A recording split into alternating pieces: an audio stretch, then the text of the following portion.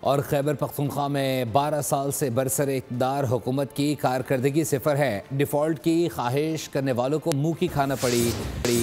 وزیر اعلیٰ پنجاب مریم نواز کا گجرانوالہ میں تقریب سے خطاب، کہا وزیر اعلیٰ کے پی اڈیالہ جیل کے باہر بیٹھنے کے بجائے صوبے کی ترقی پر توجہ دیں۔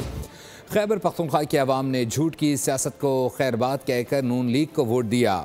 مریم نواز نے کہا کہ ستھرا پنجاب دنیا کا سب سے بڑا منصوبہ بن گیا، پنجاب میں سیوریج کا نیا نظام لا رہے ہیں، پاکستان کی معیشت ڈیفالٹ کے خطرے سے نکل کر مستحکم ہو رہی ہے۔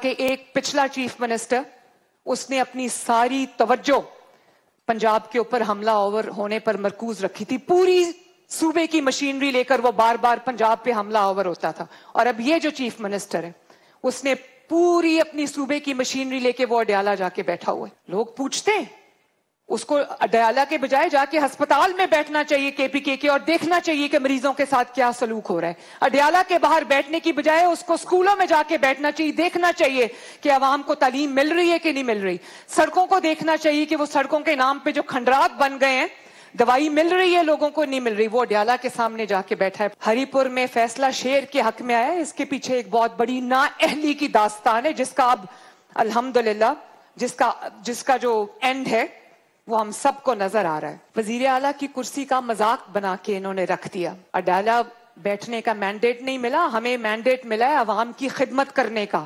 ان کے سبسکرائب کریں اور بیل دبائیں تاکہ کوئی خبر رہ نہ جائے۔